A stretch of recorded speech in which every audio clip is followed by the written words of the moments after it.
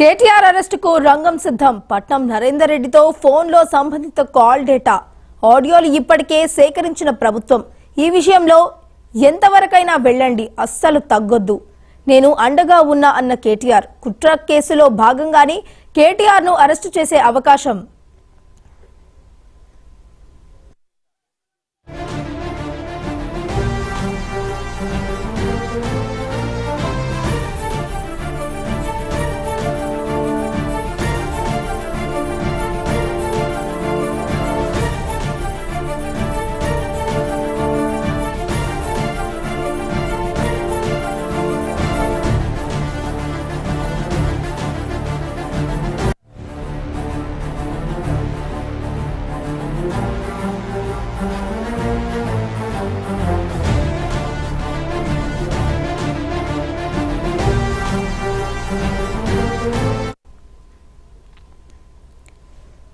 కేటీఆర్ అరెస్టుకు రంగం సిద్ధం. పట్నం నరేందర్ రెడ్డితో ఫోన్లో సంబంధిత కాల్ డేటా, ఆడియోలు ఇప్పటికే సేకరించిన ప్రభుత్వం. ఈ విషయంలో ఎవరికైనా వెళ్ళండి, అస్సలు తగ్గొద్దు, నేను అండగా ఉన్నా అన్న కేటీఆర్. కుట్ర కేసులో భాగంగానే కేటీఆర్ను అరెస్టు చేసే అవకాశం.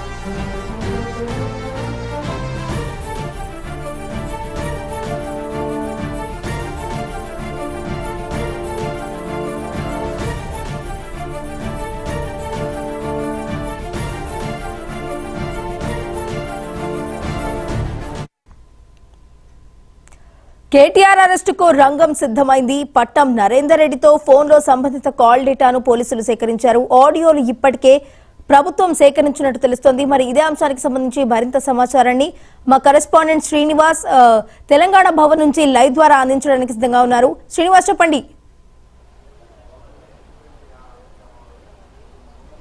వైష్ణవి, ఇక తెలంగాణ రాష్ట్ర వ్యాప్తంగా మరి కేటీఆర్ను అరెస్టు చేస్తారనే వార్తలు సంచలనాన్ని కలిగిస్తున్నాయి. మొన్న కొడంగల్లో జరిగిన రైతులకు సంబంధించి దాడి అంశంలో కూడా మరి ఇప్పటికే పట్నం నరేందర్ రెడ్డిని నిన్న ఉదయం కేబీఆర్ పార్కులో మరి వాకింగ్ చేస్తుండగా మఫ్టీలో వచ్చిన పోలీసులు అదుపులోకి తీసుకున్నారు. ఆయన విచారణలో పోలీసులు పలు కీలక విషయాలు రాబట్టారనే సమాచారం. ఈ నేపథ్యంలో మరి ఇక రిమాండ్ రిపోర్ట్లో కూడా కేటీఆర్ పేరు చేర్చారు.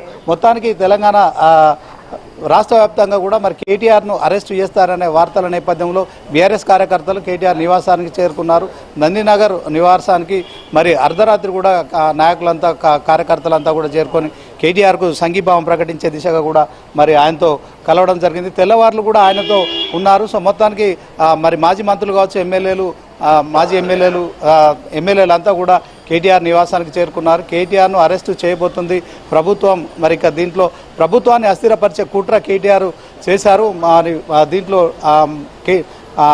పట్నం నరేందర్ రెడ్డి ఎవరైతే మరి ఇప్పటికే అరెస్ట్ చేసి పోలీసులు విచారణ చేసిన నేపథ్యంలో పలు కీలక విషయాలు అయితే రాబట్టినట్టు పోలీసులు మరి వారి విచారణలో తెలిసినట్టు తెలుస్తోంది. మొత్తానికి కేటీఆర్ అరెస్ట్ అవుతారని వార్తలు వస్తున్న నేపథ్యంలో మరి ఇక తెలంగాణ భవన్కు మరి కాసేపట్లో కేటీఆర్ వస్తారు. మీడియాతో కూడా చిట్ చాట్గా మాట్లాడే అవకాశం ఉంది.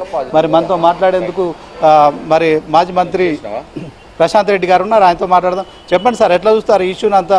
మీరు రైతులను రెచ్చగొట్టారు, ఉద్దేశపూర్వకంగా మరి అక్కడ సంబంధం లేని వ్యక్తులను పంపించారు, ఏదైతే రగచర్లకి.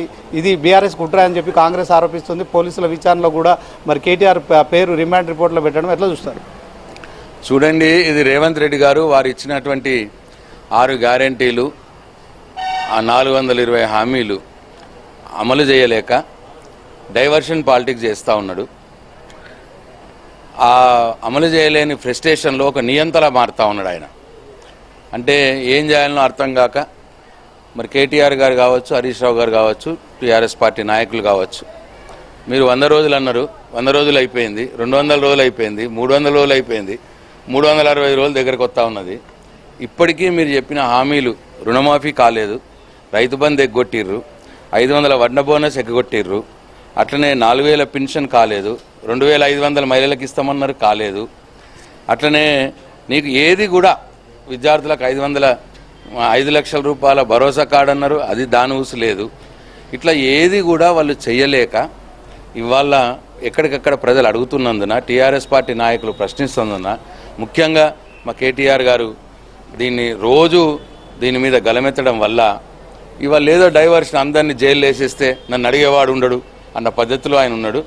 నువ్వు మా అందరినీ జైలు వేసినా, టీఆర్ఎస్ పార్టీ నాయకులందరినీ జైలు వేసినా ఇంకా పుడుతూనే ఉంటారు. కేసీఆర్ గారు తెలంగాణ ఉద్యమంలో సృష్టించినటువంటి నాయకులు కోకొల్లలుగా ఉన్నారు తెలంగాణ రాష్ట్రంలో. మేము జైల్లోకి పోయినంత మాత్రం నిన్ను అడగరు అని అనుకోవద్దు. డెఫినెట్గా మేము జైల్లోకి పోయినా ఇంకా చాలామంది కేసీఆర్లు, ఊరికొక కేసీఆర్ పుట్టుకొచ్చి నిన్ను అడుగుతూనే ఉంటారు, నిన్ను వెంటాడుతూనే ఉంటారు. ఇవాళ ఏం ఇష్యూ అనేది? అక్కడ పాపం రైతుల భూములు లాక్కుంటున్నారు. ఎవరి కోసం లాక్కుంటున్నారు? ముఖ్యమంత్రి గారి అల్లుడి కంపెనీ కోసము, ఫార్మా కంపెనీ కోసం రైతుల భూములు లాక్కుంటున్నారు. రైతుల భూములు లాక్కున్నందుకు రైతులకు కోపం వచ్చింది, ఇన్సిడెంట్ జరిగింది. దాంట్లో ఎవరి ప్రోద్బలం ఏముంటుందండి? దాంట్లో ఒక వ్యక్తి టీఆర్ఎస్ పార్టీ నాయకుడు ఉన్నాడు అంటున్నారు వీళ్ళు. డెఫినెట్గా ఉంటారు, టీఆర్ఎస్ పార్టీ నాయకులు ఉంటారు, కాంగ్రెస్ పార్టీ నాయకులు ఉన్నారు, బీజేపీ నాయకులు కూడా ఉన్నారు. టీఆర్ఎస్ పార్టీ నాయకుడు మాకు మాట్లాడతాడు, సార్ నా భూమి పోతున్నది సార్, ఇట్లా ఏం చేయాలి సార్ అని మాట్లాడతాడు.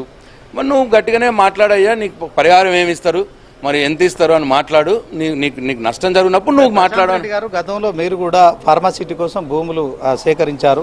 సో రైతులు మాట్లాడుకుంటే ఇందులో ఎలాంటి ఇబ్బంది లేదు. సో అదే అధికారులకు రైతులకు వివాదాలు జరగడం, వాగ్వాదాలు జరగడం కామన్. కానీ దీని వెనుక అక్కడ మాజీ ఎమ్మెల్యే, కొడంగల్ మాజీ ఎమ్మెల్యే పట్నం నరేందర్ రెడ్డి ఉన్నారు. ఆయన ఉద్దేశపూర్వకంగా కొంతమందిని ఉసిగొల్పారు. పట్నం నరేందర్ రెడ్డి వెనుక కేటీఆర్ ఉన్నారు అని చెప్తున్నారు. దీన్ని ఎట్లా చూస్తారు? ఇప్పుడు నవ్వుతున్నారండి ఇది ఎవరన్నా చెప్తే. డెఫినెట్గా ఆయన మాజీ శాసనసభ్యుడు అక్కడ కొడంగల్లో. మరి ఆ రైతులు ఆయన దగ్గరకు వచ్చినప్పుడు వాళ్ళతో మాట్లాడతాడు, రైతుల పక్షాన్ని నిలబడతాడు, రైతుల పక్షాన పోరాడతాడు. అది మా విధి. మేము ప్రతిపక్ష నాయకులుగా ఇవాళ మేము ప్రజల పక్షాన నుండి పోరాడడం మా బాధ్యత, రైతుల పక్షాన్ని నిలబడి పోరాడడం మా బాధ్యత. ఓకే, కానీ కలెక్టర్ లాంటి ఆ వ్యక్తులపై దాడి చేయడాన్ని బీఆర్ఎస్ పార్టీ ఎట్లా చూస్తుంది? దాడి చేయమని ఎవరు చెప్తారండి? ఎవరు చెప్పలేదు. అక్కడ జరిగింది, స్పర్ ఆఫ్ మూమెంట్లో అక్కడ జరిగింది.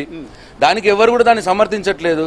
కానీ రైతులకు నచ్చజెప్పి రైతులకు మంచి పరిహారం ఇస్తామని నచ్చజెప్పడమో, లేకపోతే అసలు ఫార్మాసిటీ అక్కడ అవసరమా లేదా, మీ ఫ్యాక్టరీ అక్కడ అవసరమా లేదా, ఇవన్నీ కూడా ఆలోచించి రైతులను ఒప్పించిన తర్వాతే నువ్వు స్టెప్స్ తీసుకోవాలి. నువ్వు బుల్లో చేసి రైతులను మేము గుంజుకుంటాము అంటే కోపం వస్తుంది రైతులకి. దానికి ఎవరు కుట్రబండాల్సిన అవసరం లేదండి. ఇట్లా మీరు ప్రతిదాన్ని కుట్రబండిన మమ్మల్ని జైలు వేసుకుంటూనే బొండి మాకేం అభ్యంతరం లేదు. డెఫినెట్గా ప్రజలు గమనిస్తూనే ఉంటారు. మా కోసం అడిగే వాళ్ళని అరెస్ట్ చేస్తారనే వార్తలు వస్తున్నాయి. దీని పట్ల మరి బీఆర్ఎస్ కార్యాచరణ ఏంటి, ఏం చేయబోతున్నారు? చూడండి, నేను మళ్ళీ ఇంతకుముందు కూడా అదే చెప్పిన. ఈ ప్రభుత్వం యొక్క వైఫల్యాల్ని, 420 హామీలు ఈ ప్రభుత్వం ఇస్తా అన్నది, 6 గ్యారంటీలు ఇస్తా అన్నది. ఫస్ట్ టైం అసలు డిసెంబర్ 9కే అని అన్నాడు, వచ్చే నెలలా అన్నాడు, 100 రోజులు అన్నాడు, 200 రోజులు అన్నాడు, ఆగస్టు 15 అన్నాడు, మళ్ళా దసరా అన్నాడు, దీపావళి అన్నారు. ఇట్లా అన్నీ ఒడిచిపోయినాయి. అన్నీ ఒడిచిపోయి వాళ్ళు చేస్తలేరు కాబట్టే కేటీఆర్ గారు ప్రశ్నిస్తున్నాడు ఈ ప్రభుత్వాన్ని. కేటీఆర్ గారు ఈ ప్రభుత్వాన్ని ప్రశ్నిస్తున్నాడు, రేవంత్ రెడ్డిని ప్రశ్నిస్తున్నందుకే కక్షగట్టి కుట్రవన్నీ మొన్నేమో రేసు కారు లేదో అన్నాడు, మళ్ళీ ఇప్పుడు ఏదో ఇస్తున్నాడు. ఏదో ఒకటి అంటగట్టి నేను అరెస్ట్ చేద్దామని చూస్తున్నారు. డెఫినెట్గా అరెస్ట్ చేస్తే మేము ప్రజా పోరాటాలు చేస్తాం, ప్రజల మధ్యలో ఉండి ప్రజలకు చెప్తాం, ఇది అర్థమయ్యేటట్టు. అట్లనే చట్ట ప్రకారం పోరాడతాం.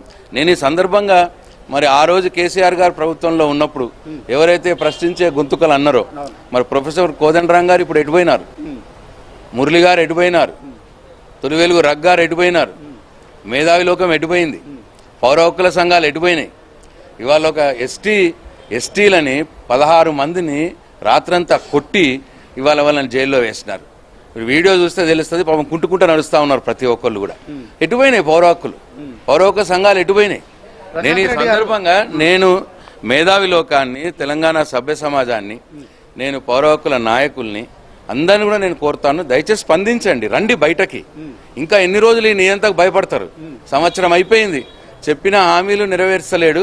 పైగా ప్రశ్నించే వాళ్ళని ఏదో ఒక కేసు పెట్టి జైల్లో వేయాలని చూస్తున్నాడు. దయచేసి మేధావి లోకం స్పందించాలని కోరుతా ఉన్నాను. ప్రశాంత్ రెడ్డి గారు మొన్న ఏదైతే రగచర్ల కుట్రలో సురేష్ను A1గా అన్నారు, నిన్న నరేందర్ రెడ్డి అన్నారు, ఇవాళ కేటీఆర్ అంటారు, రేపు కేసీఆర్ అంటున్నారు అవకాశం ఉంది. మరి ఈ నేపథ్యంలో మీరంతా జైలుకు వెళ్తే పార్టీ పరిస్థితి ఏంటి, మరి ఏం చేయబోతుంది?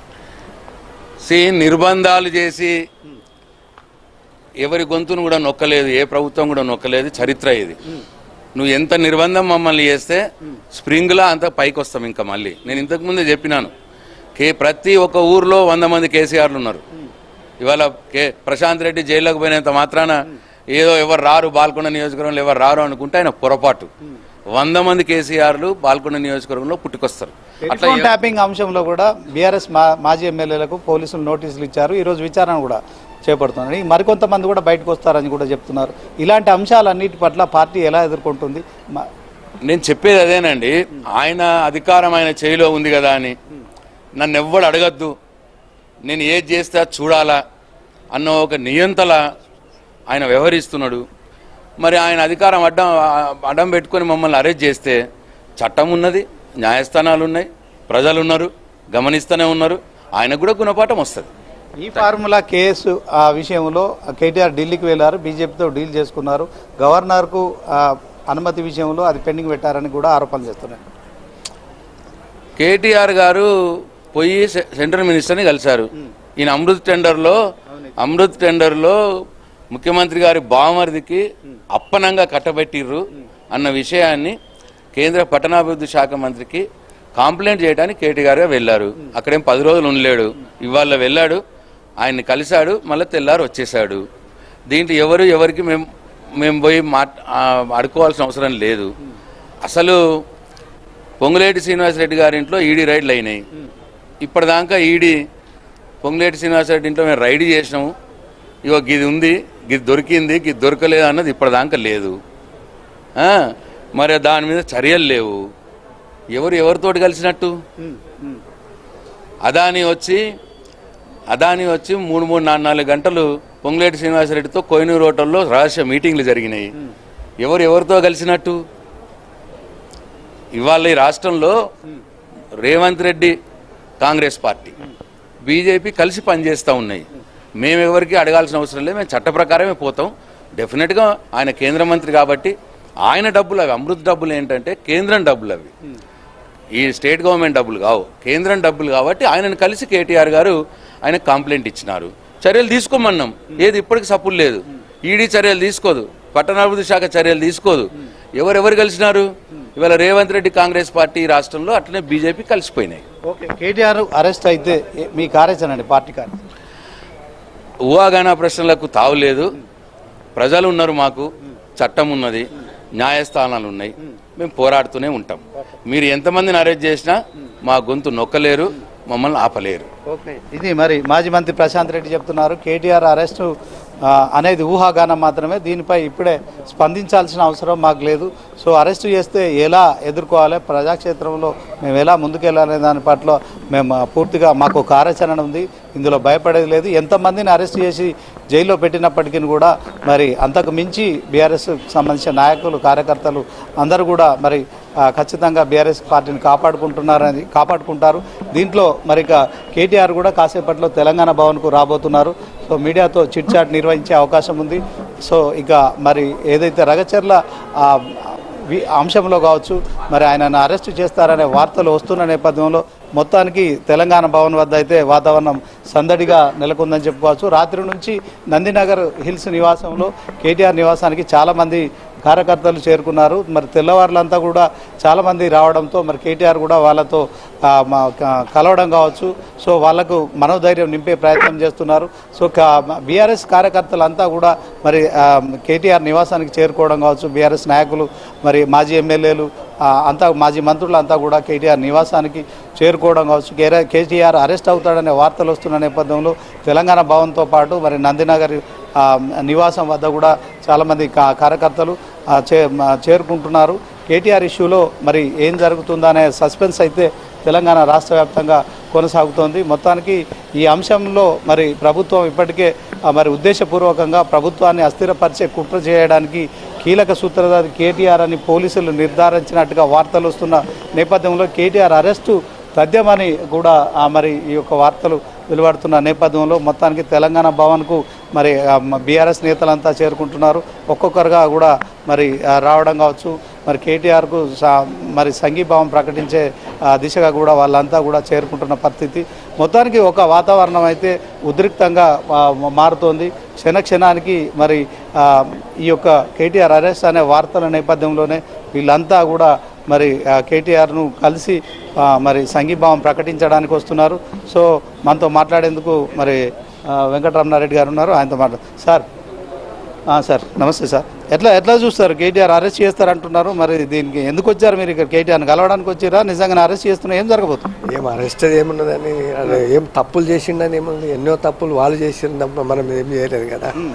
కాబట్టి నీతి న్యాయం లేదు ఆయన దగ్గర. ఎన్నో అబద్ధాలు చెప్పి మరి రాజకీయంలో వచ్చిండు. అబద్ధాల మీద అబద్ధాలు, ఇప్పుడు కూడా అబద్ధాలు చెప్తాను. ఒక సీఎం లెవెల్ ఉన్న మనిషి అబద్ధాలు మాట్లాడతారా, జూట మాట్లాడతారా? కాబట్టి ఇది అన్యాయం. అరెస్ట్ అనేది కరెక్ట్ కాదు. ఏ తప్పునైతే అరెస్ట్ అయ్యేంత తప్పు ఏం చేసిండో కేటీఆర్ గారు అని తెలియదు. సో దీన్ని మీరు ఖండిస్తున్నారా? మరి ఇప్పుడు 100% ఖండిస్తున్నాం. కేటీఆర్ను అరెస్ట్ చేస్తే ఎట్లా ఎదుర్కోబోతుంది? మీరు కేటీఆర్ని అరెస్ట్ చేస్తే ప్రజలందరూ కూడా మరి నిజంగా కూడా ప్రతి విలేజ్లలో మరి పట్టణాలలో కూడా ఏదైతే వ్యతిరేకత ఉన్నదో తప్పకుండా దాన్ని మేము ఛేదిస్తాం. అంటే మీకు ఇన్ఫర్మేషన్ ఉందా కేటీఆర్ అరెస్ట్ చేస్తారని? ఇన్ఫర్మేషన్ చెప్తున్నాను, అంతేగాని అది కరెక్ట్ కాదు అని చెప్పడం అనేది ఎంతగానో పెద్ద నేరం చేస్తే కదా ఆయన చేస్తే. కాబట్టి నేరం అనేది లేదు కాబట్టి 100%. కలెక్టర్పై దాడి చేయడానికి సురేష్ అనే వ్యక్తికి మన పట్నం నరేందర్ రెడ్డి ఉసుగొల్పారు. పట్నం నరేందర్ రెడ్డిని కేటీఆర్ ఉసుగొల్పారు. దీంట్లో కాల్ రికార్డ్స్ సేకరించారు పోలీసులు. మరి రిమాండ్ రిపోర్టర్లు కూడా కేటీఆర్ పేరు పెట్టారు. పట్నం నరేందర్ ఆ సీన్లో లేడు. ఆయన ఎందుకు చేస్తాడు? ఆయన ఏం అవసరం ఉన్నది? వాళ్లకు ప్రజలు కడుపు మంట మండుతున్న కడుపులో భూములు తీసుకోమంటే ఎవరు కొంటారు చెప్పండి? రేపు బతుకు తెరువు లేని ఒక్క 2 ఎకరాలు తీసుకునే వాళ్ళని కూడా ఆయన కడుపు మండి వాళ్ళు ఆ రకంగా కోపాడి ఉంటారు. అంతే తప్ప వారి కోపం అనేది ఏం చేయలేదు. ఆయనను వద్దు మా భూములు తీసుకోవద్దని చెప్పారు, అంతేగాని ఆయన కొట్టడం అనేది తిరగడం అనేది ఏం చేయలేదు. అంటే ఇదంతా కేవలం బీఆర్ఎస్ పార్టీ నైతికంగా దెబ్బతీయడానికే ముఖ్యమంత్రి రేవంత్ రెడ్డి చేస్తున్నారు. కావాల్సుకొని అదే దుబురద చల్లడానికే పార్టీ మీద. ఎందుకంటే ప్రజలు కేసీఆర్ కావాలని అరుస్తా ఉన్నారు. ఎక్కడ ఉన్నావు కేసీఆర్ గారు అని అందరు ప్రజలు, మహిళలు అందరూ కూడా అరుస్తా ఉన్నారు. కాబట్టి అందుకే దాని మీద బురద చల్లాలని నిలబెట్టుకోవాలని వాళ్ళ ఉద్దేశం, అంతే తప్ప. కేటీఆర్ తర్వాత కేసీఆర్ని అరెస్ట్ చేస్తారని కూడా ప్రచారం జరుగుతుంది. ఏం చెప్తారు?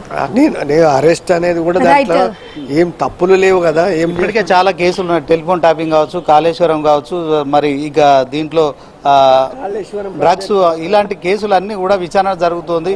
పొంగులేటి శ్రీనివాసరెడ్డి మంత్రి గారు చెప్తున్నారు అరెస్టులు బాంబులు పేలబోతున్నాయని చెప్తున్నారు. ఏం చెప్తారు? ఇప్పుడు బాంబులు పేలేదనేది కూడా వాళ్ళ మీదనే బాంబులు పేలితే రేపు ఆగండి, కొన్ని రోజులు ఆగని తెలుస్తుంది. ఇప్పుడే ప్రజలందరూ కూడా 80-90% ఆగేస్తున్నారు. ఇంకా ఎక్కడ బాంబులు అయితే కాళేశ్వరం మీకు తెలుసు కదా, కాళేశ్వరం పెద్ద అభాండం వేసిండ్రు.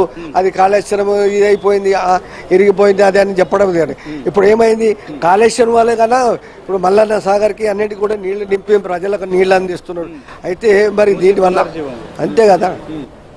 సో దీన్ని ఎలా చూస్తారు? ఇది అరెస్ట్ అనేది తథ్యమా లేకుంటే ఇది కేవలం ఊహాగానమా? ఏం చెప్తారు? అదంతా అరెస్ట్ అనేది కూడా పెద్ద నేరం కాదు, అది ఊహాగానమే. అందరూ కావాల్సుకొని ప్రజలను మభ్యపెట్టడానికి, ప్రజలను భయపెట్టడానికి తప్ప మరి ఒకటి లేదు, అంతే. ఓకే. సో ఇది మరి ఇక మాజీ మంత్రి ప్రశాంత్ రెడ్డి కావచ్చు, మరి ఎమ్మెల్యే గారు, మొత్తానికి బీఆర్ఎస్ సంబంధించిన నాయకులంతా కూడా తెలంగాణ భవన్కి చేరుకుంటున్నారు. ఇక మరి కేటీఆర్ కూడా కాసేపట్లో రాబోతున్నారు.